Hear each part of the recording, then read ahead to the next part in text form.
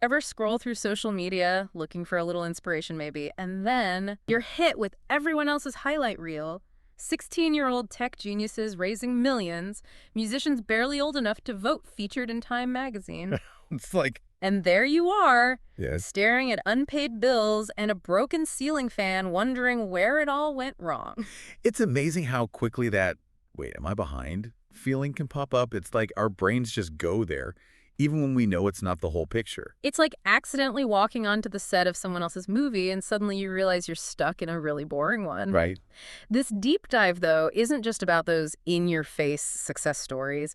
It's about that nagging feeling of being behind in life, period. Like, there's some secret timeline we're supposed to be following, and we missed the memo. Exactly.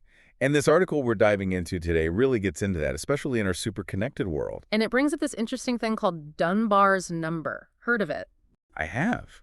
It's that whole idea that our brains can only really handle around 150 meaningful relationships at a time. And the article suggests that even with all the online connections we make now, our capacity for comparison, it's still limited by this magic number. Right, like no matter how many Instagram followers you have, you're still wired to compare yourself to that same limited group. Like those 150 comparison thoughts are working overtime, and suddenly we're comparing our everyday life to these perfectly curated feeds of people who seem to have it all figured out.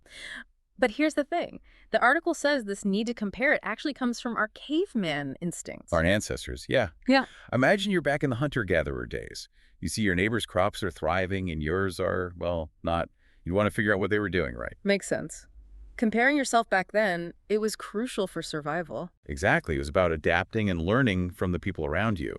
But now, instead of comparing, I don't know, our hunting skills or our resources with our neighbors, we're comparing ourselves to this global stage full of influencers and perfectly posed photos. And that's where it gets tricky, because let's face it, those picture-perfect feeds, not exactly screaming relatable, are they? Totally. And that sends us down this rabbit hole of comparison, and we end up feeling inadequate, or, you guessed it, behind. And that's when we try to compare downward. Oh, yeah.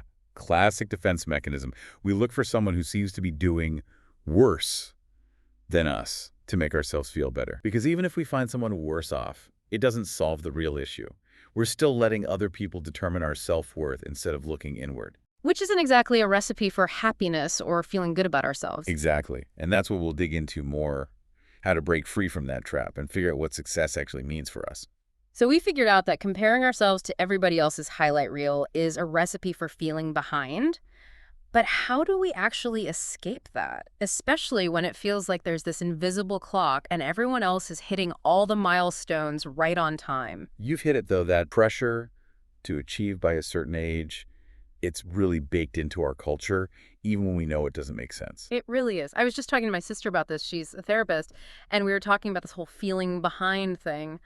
I was in the middle of saying how I'm just starting to feel settled now that I'm 30, and she just stopped me and said, "You're doing it again. You're linking your self-worth to what you've achieved." It was like a light bulb moment. It is so easy to fall into that trap, though. Yeah. Our world tells us these external markers of success, the milestones, the age we're supposed to reach them by, that they equal our value as people. Absolutely. But that's what this whole deep dive is about, right? Challenging that. Exactly. This article really makes the case that redefining success for ourselves based on what we value and what really fulfills us as individuals, it's essential for being happy. And it's not like we're saying give up on ambition or don't achieve anything. It's about changing how we view those achievements. Like, why are we doing them in the first place? For me, I'm realizing that success isn't about climbing this one specific ladder. It's about having a life full of work that means something and relationships I care about. And that's perfect. That's reframing what success looks like. It's not chasing someone else's definition anymore.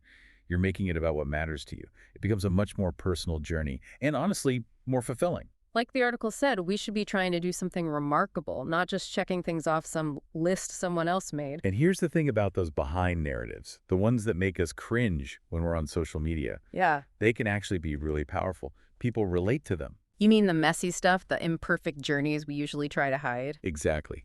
Think about it. When we share those stories, those times when we felt vulnerable, it resonates with people.